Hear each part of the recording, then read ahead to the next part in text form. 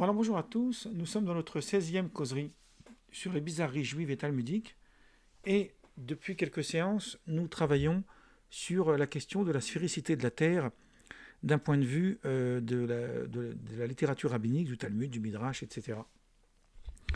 Alors nous avons longuement dans les vidéos précédentes abordé ces sujets-là et on est resté sur un passage original du Talmud dans le traité Psachim 94 feuillet B, qui nous dit que, alors je vais vous relire le passage du Talmud pour qu'on retourne dans le contexte, qui rapporte un débat entre les sages d'Israël et ceux des nations du monde.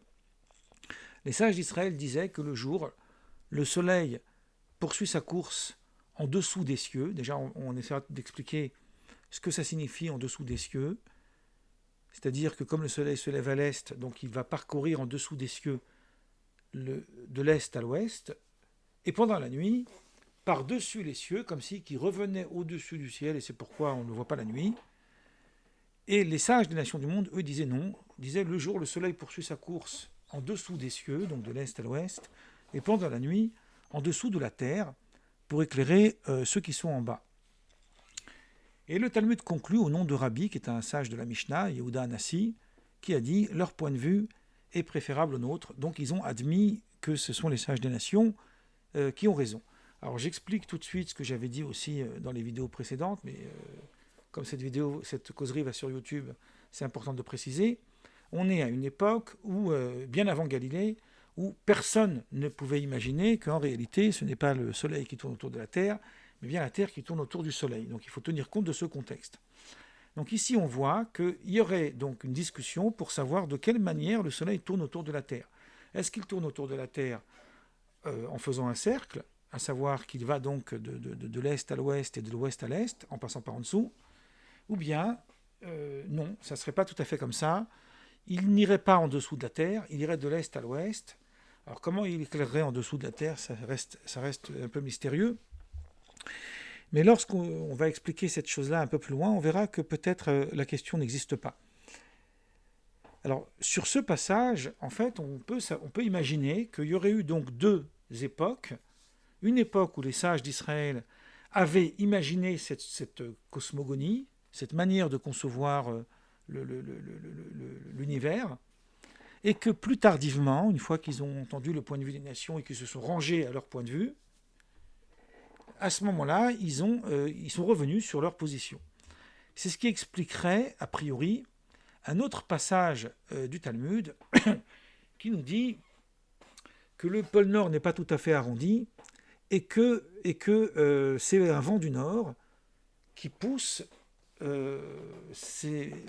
qui pousse le Soleil une fois qu'il arrive au Nord-Ouest, donc une fois qu'il se couche, pour remonter vers l'Est. Donc il y aurait donc dans ces deux passages du Talmud quelque chose d'intrigant qui nous invite à penser, il me semble que c'est ce que dit un rabbi du 9e siècle, était un des grands sages après la conclusion du Talmud, qui s'appelle Saadia Gaon, qui a écrit un ouvrage très célèbre qui s'appelle Emunot Vedeot, qu'on pourrait traduire par Les croyances et les idées, où cet auteur nous donne cette explication que cette opinion précède, enfin il me semble, je le dis de mémoire, que ce sont deux époques distinctes dans l'interprétation, dans la vision en tous les cas, qu'avaient les sages de ce sujet.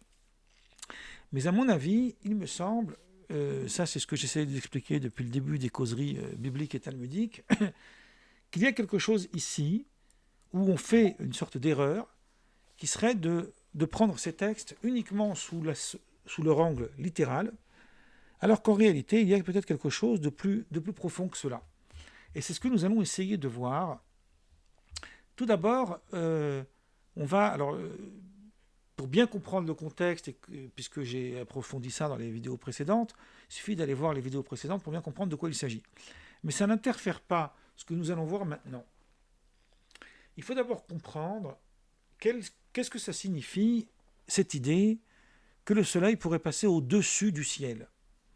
Alors je vais vous citer un verset dans le Deutéronome qui nous dit, dans le chapitre 10, verset 14, « À l'Éternel ton Dieu, appartient les cieux et les cieux des cieux. Donc on voit ici, dans ce verset, après je n'ai pas terminé, excusez-moi, le verset, la terre et tout ce qu'elle renferme. Donc on voit dans ce verset qu'il y aurait plusieurs cieux, et pas qu'un seul. Alors on peut imaginer que, bien sûr c'était de l'imaginaire à l'époque, de l'écriture de ces textes-là, mais on peut imaginer qu'il y aurait plusieurs systèmes de type système solaire, et ça on va le voir un peu plus loin d'ailleurs, et que ce qui corrobore l'approche scientifique aujourd'hui, même si ce sont deux langages, et de structures de langage et de buts d'information qui n'ont rien à voir. De ce texte-là, on trouve dans le Talmud l'idée, c'est dans le traité Chagiga, 12 feuillet B, c'est un passage un peu mystique, c'est assez rare pour le signaler, il y a dans le Talmud aussi certains passages mystiques, et le passage cite Rabbi Yehuda, qui serait le même que celui qui aurait dit plus haut que les sages des nations ont raison sur les sages d'Israël. Il dit pourtant ici qu'il y a deux voûtes dans le ciel. Et qu'est-ce que c'est que les voûtes? Ça serait des sortes de couvercles, comme une marmite, comme si que la terre était une marmite qui serait couverte par le ciel. Et au-dessus, il y aurait encore d'autres mondes, et en dessous aussi d'autres mondes et d'autres cieux. Donc il dit qu'il y a deux voûtes dans le ciel, et il va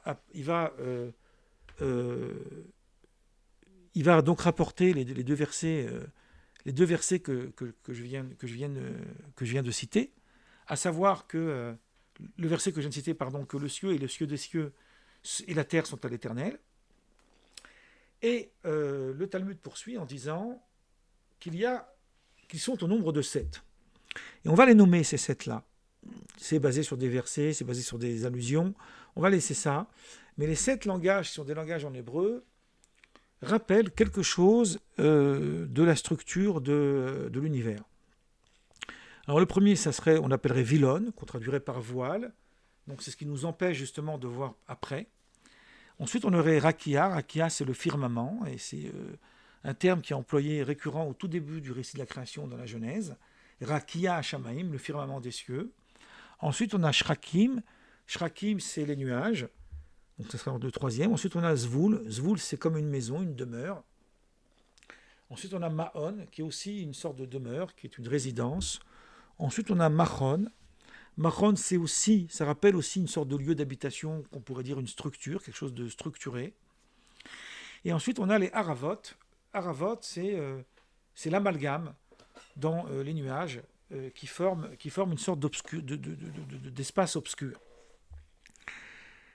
Ce texte du Talmud est cité dans beaucoup d'endroits et aussi dans le Zohar. Donc le Zohar, c'est une œuvre de mystique juive par excellence qui remonte au XIIIe siècle de Moïse de Léon et qu'on attribue au sage de la Mishnah, qu'on appelle le Tana, Rabbi Shimon Bar Yochai, qui était du IIe siècle et qui était l'élève de Rabbi Akiba.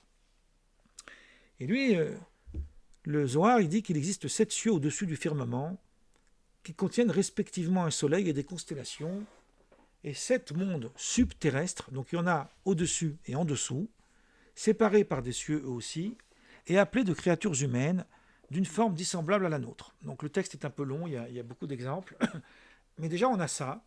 Donc on a cette idée qu'il y aurait des mondes subterrestres et des mondes en dessous des terrestres. Là tout à l'heure, on a cité les termes qui définissent en fait les cieux, les 7 cieux. Et il y a aussi 7 termes qui définissent les terres, puisqu'il y aura aussi 7 terres. Dans ces termes-là, on a Eretz, et Eretz, c'est la terre dans le sens de pays. On a Adama. Adama, c'est la terre dans le sens de la glaise, de la matière. C'est pour ça que Shuraki, dans la Bible, il traduit à propos d'Adam. Adam vient de Adama, c'est ce que dit le verset. Il s'appelle Adam parce qu'il a été tiré de Adama. Il traduit par le glébeux. Ensuite, on a des termes qui peuvent rappeler étrangement des films de science-fiction, mais en fait non, ce sont des termes issus de l'araméen ou de langues anciennes. On a par exemple Arka, Chorba, ça peut rappeler aussi quelque chose de destruction. On a Yevasha, c'est la terre ferme. On a Tevel. Alors Tevel, on trouve par exemple dans Isaïe ce terme de Tevel, chapitre 14, verset 21, et qu'ils ne remplirent la face de Tevel. de ville, de Tevel, donc la terre, de ville. Et Tevel, ça veut dire quelque chose, nous dit le Midrash dans le chapitre de Rabbi Nathan, le chapitre 37, pardon. Tevel, qu'est-ce que c'est? C'est une terre, c'est un langage qui veut dire métouval, quelque chose de mélangé. Donc il y a un monde qui serait mêlé de toute matière. Ça serait ça le sens du texte que je viens de citer. Et ensuite, on a aussi, alors Khaled aussi, c'est un des termes. Voilà ce qu'on voit. Donc, on a 7 cieux subterrestres, on a 7 terres qui sont en dessous des cieux. Et le Zohar va être un petit peu plus précis. Et il va nous dire que de la même manière qu'au-dessus des cieux, il réside le trône céleste du Saint, béni soit-il, donc c'est Dieu qui réside au-dessus des cieux, et qui règne sur toute la création, l'homme créé à l'image de Dieu, lui, il est le roi de toutes les créatures des terres inférieures. Donc c'est comme si que au-dessus de la terre, ça appartient à Dieu, et en dessous, ça appartient à l'homme. C'est un verset du livre des psaumes qui nous dit « Les cieux et les cieux des cieux appartiennent à Dieu, à Shamaim, Shamaim, l'Adonai, à l'Éternel, Ve'aharetz, et la terre. » Donc la terre, ça voudrait dire les terres, puisque c'est les terres subterrestres, celles qui sont aussi en dessous. Ils ont été donnés au Fils de l'homme. Donc il y a une sorte de deux mondes, et le Fils de l'homme est créé à l'image de Dieu, donc il serait une sorte de divinité, mais ici c'est dans le sens métaphorique, de divinité terrestre. Et le Zohar va plus loin, et il nous dit que les descendants de Caïn, ils auraient fui la terre au moment du déluge, et ils seraient allés dans une autre terre, donc ils seraient en dessous, qui s'appellerait Arka. Et ce terme de Arka, on le trouve, donc c'est une des terres qui est en dessous. Et il y aurait dans ce genre d'univers des êtres vivants de différentes sortes, avec des visages qui sont semblables aux nôtres, mais avec énormément de différences. On pourrait trouver plusieurs visages, plusieurs oreilles, plusieurs bras. Vous voyez, on est dans des choses vraiment qui relèvent de la science-fiction. Et on trouve dans donc le verset de Jérémie, je vous cite Jérémie chapitre 10, versets 9 à 11, où il y a une mention de Arka. Donc je vais vous le lire, ces deux versets. « Mais l'Éternel est Dieu en vérité, il est un Dieu vivant et un roi éternel. La terre semble devant sa colère et les nations ne supportent pas sa fureur. Vous leur parlerez ainsi, les dieux qui n'ont point fait les cieux et la terre. » Et là, on utilise le terme de Arka. Donc là, on voit encore une fois les cieux au pluriel. Le terme de ciel en hébreu n'existe pas au singulier, c'est toujours Shamaim. Disparaîtront de la terre et de dessous les cieux. C'est-à-dire qu'on voit bien qu'il y a des versets qui ont ces expressions. On a pu imaginer que c'était des formulations de langage, mais en réalité, ça peut aussi vouloir dire une image semblable à ce qui est décrit ici. Il a créé la terre par sa puissance, il a fondé le monde par sa sagesse, et il a étendu les cieux par son intelligence. Alors, le terme de Arka, se demande le Zohar, donc, qui renvoie littéralement à la terre, est un autre terme que celui habituel de Eretz, qui dit la terre, effectivement, et c'est là que le Zohar nous dit, ben non, c'est parce qu'il s'agit des planètes qui sont en dessous. Alors, moi, j'aime bien, vous le savez, dans mes causeries, faire des liens avec les autres textes d'autres traditions, et il est intéressant de voir un lien très subtil avec le Coran, puisque dans le Coran, nous lisons c'est lui qui a créé pour vous tout ce qui est sur la terre, puis il a orienté sa volonté vers le ciel et en fit 7 cieux, et il est omniscient, donc c'est la sourate 2, verset 29. Et on peut citer aussi alors je pense que c'est dans le même sourate, parce que j'ai noté la source rapidement. Non, pardon, c'est dans la sourate 71, excusez-moi, du verset 15 à 16. On peut aussi citer la sourate 78, verset 12 à 13. Il y a écrit là-bas, alors c'est plutôt dans 71, 15, 16, 78, 12, 13. Je ramène ça à côté parce qu'il y a un lien. Mais en tous les cas, voilà ce que nous lisons. Moi, j'ai utilisé la traduction de Denise Masson, qui me semble être une très bonne traduction. N'avez-vous pas vu comment Allah a créé 7 cieux superposés, et il y a fait de la lune une lumière et du soleil une lampe. Donc on voit bien qu'il y a dans ces textes-là une évocation peut-être de mythologie très très ancienne sur ces 7 cieux subterrestres et sous-terrestres. À partir de toutes ces idées, il me semble intéressant de donner une explication à ce fameux débat qui est entre le sage de nation et les sages d'Israël pour savoir où va le ciel, où va le soleil, pardon, après qu'il a parcouru de l'est à l'ouest, donc du matin au soir. Où va-t-il passer la nuit? Peut-être va-t-il trouver un hôtel au coin, ou peut-être, on ne sait pas. Les nations du monde, eux, vont nous donner un point de vue scientifique. D'un point de vue de la science, il est nécessaire que le soleil éclaire l'ensemble de la Terre. Parce que la Terre est sphérique, on l'a vu, même les rabbins le savaient. Donc il fallait bien qu'elle éclaire l'ensemble de la Terre. Alors, il y a une chose intrigante, c'est que dans un texte du chassidisme, de Shlomo Zalman de Liadi, je vais très vite là-dessus parce que ça nécessiterait une causerie à part, il rapporte des savants qui se sont demandé, alors je ne sais pas d'où il a trouvé cette question-là, pourquoi les gens qui sont en dessous de la Terre ne tombent pas, c'est-à-dire ceux qui vivent dans l'hémisphère sud. Pourquoi ils ne tombent pas? Puisque la Terre est sphérique, ils devraient tomber. En fait, ils ne tombent pas tout simplement parce que l'attraction, elle est terrestre, donc ils sont attirés vers la Terre, exactement comme nous, on est attirés vers la Terre. De cette idée-là, alors le texte de Shlomo Zalman de Liadi a vocation mystique, donc il va rentrer dans des notions kabbalistiques qui ne sont pas du tout liées au sujet que je vais aborder avec vous. Mais pourquoi je vous parle de cette question-là? C'est parce que pour parler du haut et du bas, il faut une référence. Et encore plus lorsqu'on parle de sphère. Lorsqu'on est dans une sphère, il n'y a ni le haut, ni le bas, ni la droite, ni la gauche. Il n'y a même pas de centre. Si vous prenez une balle de tennis, je vous défie de pouvoir trouver le centre. Mais si vous effectuez des repères, là vous avez le centre, et donc c'est comme ça qu'on dessine la Terre. On dessine la Terre avec le pôle Nord, le pôle Sud, l'Est et l'Ouest. Donc à partir de cette idée, on va comprendre que ceux qui sont en dessous de la Terre, ils sont leur bas à eux, en fait, là où ils posent les pieds, c'est exactement notre bas à nous, là où on pose les pieds. Donc leur référence du haut et du bas est inversée par rapport à nous. Donc c'est pour ça que le soleil, ici on n'est pas encore dans l'affaire de Galilée, mais ça ne change rien, parce que c'est une question de référentiel. C'est pour ça donc que le soleil, il va faire le tour de la Terre en dessous de la Terre la nuit, d'accord? Parce qu'il n'y a pas de haut, il n'y a pas de bas. Le bas, c'est la Terre.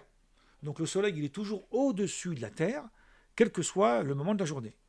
Donc ça, c'est clair, évident. Bon. Pour les sages, la Terre, et donc tout l'univers entier, puise son énergie du divin. Donc dès lors qu'elle puise son énergie du divin, il faut qu'à un moment donné, il y ait une révolution qui fasse que l'univers va puiser son énergie du divin, là en l'occurrence le soleil, et il va distribuer cette énergie à la Terre. Donc les rabbins n'étaient pas dans une approche qui est liée à la science, ils étaient dans une approche en rapport avec l'énergie divine. L'énergie divine, c'est un concept assez profond, même d'un point de vue kabbalistique. Alors moi, je ne suis pas un très grand habitué des textes kabbalistiques, mais parfois, j'en fais référence, où on va s'apercevoir qu'il y a quelque chose d'important ici à souligner, que l'énergie, c'est comparable à la lumière, et c'est comparable aussi à quelque chose qu'on donne, à l'abondance. Donc la lumière, de la même manière qu'elle sert à éclairer la terre, elle sert aussi à nourrir les plantes, à faire vivre le monde. S'il n'y avait pas de soleil, la terre ne pourrait pas vivre. Donc de la même manière, le soleil ne pourrait pas vivre s'il ne puisait pas d'une énergie, d'une entité qui lui est supérieure.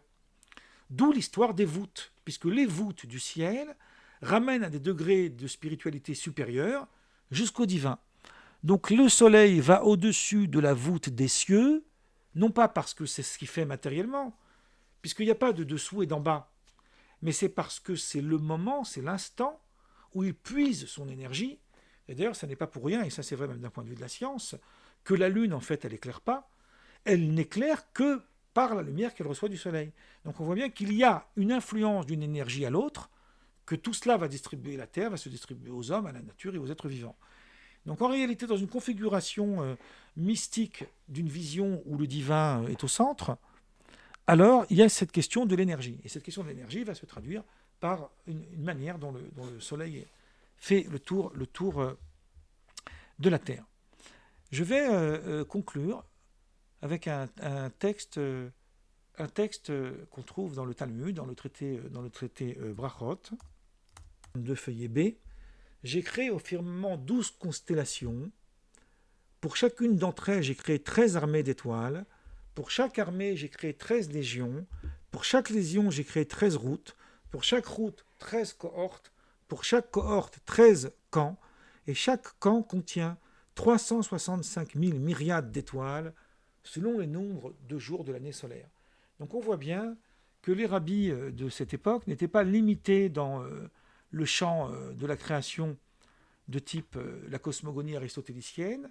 Ils avaient une vision beaucoup plus élargie de l'espace.